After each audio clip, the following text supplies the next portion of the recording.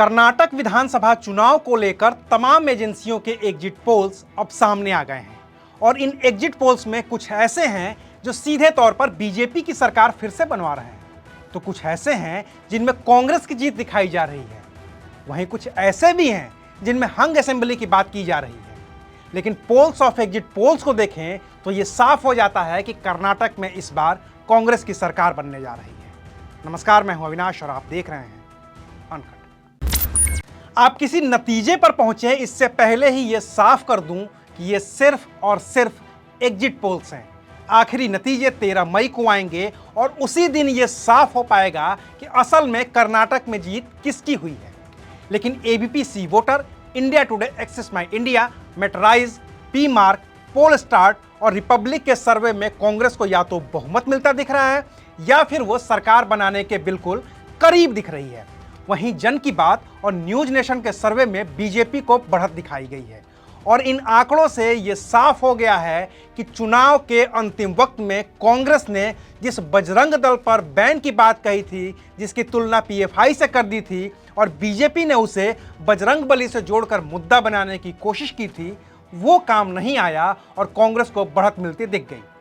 इसके अलावा येदियुरप्पा को हटाकर बसवराज बोम्मई को भी मुख्यमंत्री बनाने का फैसला भारतीय जनता पार्टी के पक्ष में जाता नहीं दिख रहा है। टिकट बंटवारे के बाद भारतीय जनता पार्टी में जैसी बगावत हुई, उसने बीजेपी को अच्छा खासा परेशान कर दिया है। चाहे बात पूर्व मुख्यमंत्री जगदीश शेट्टार जैसे कद्दावर नेता के बीजेपी छोड़कर कांग्रेस में जाने की हो या फिर येदियुरप्पा की सरकार में डिप्टी सीएम रहे लक्ष्मण सावदी की बात हो या फिर आर शंकर, एमपी कुमारस्वामी, नेहरू ओलेकर जैसे तमाम ऐसे कद्दावर नेता थे जिन्होंने टिकट कटने पर बीजेपी को गच्चा दिया और कांग्रेस में शामिल हो गए। बाकी तो पहले येदियुरप्पा की सरकार और फिर बसवराज बोम्मई सरकार के दौरान भ्रष्टाचार का मुद्दा इतना बड़ा हो गया था जिसे कांग्रेस ने अच्छे से कैश करवाया और उसके नतीजे अभी कर्नाटक में आए एग्जिट पोल्स में साफ तौर पर दिखने लगे हैं। इसके अलावा ऐसा नहीं था कि कांग्रेस में अंदरूनी टूट नहीं थी, लेकिन पहले राहुल गांधी की भारत जोड़ो यात्रा ने सबसे लंबा वक्त कर्नाटक में बिताया और इसकी वजह से कांग्रेस के पक्ष में एक मोमेंटम बना और फिर डीके शिव कुमार और सिद्धारमैया के बीच की जो लड़ाई थी वो भी इस चुनाव में खुलकर सामने नहीं आई।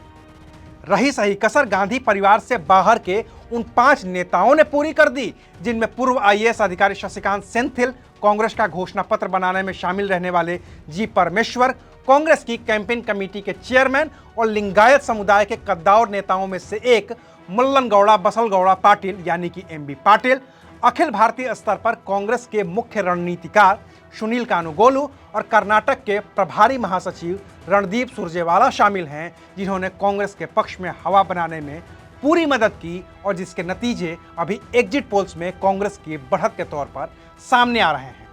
लेकिन जाते जाते एक बार फिर साफ कर देता हूं कि ये नतीजे नहीं हैं, सिर्फ और सिर्फ एग्जिट पोल्स हैं और अंतिम नतीजे 13 मई को आएंगे,